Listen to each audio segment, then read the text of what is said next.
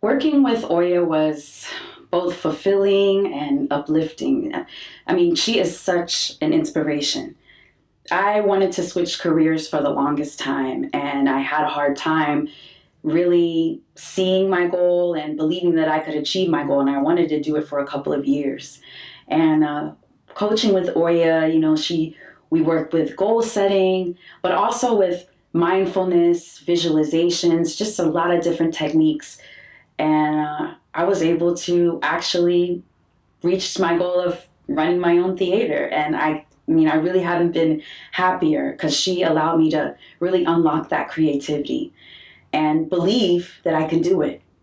So I would just recommend working and coaching with Oya if you really want to release resistance, you want to welcome in that spirit, because that's the great thing about her is that it's not just making lists and working from without, but it's working from within. She is so spiritual. She's such a positive and beautiful person that she really cares about you getting to where you want to be.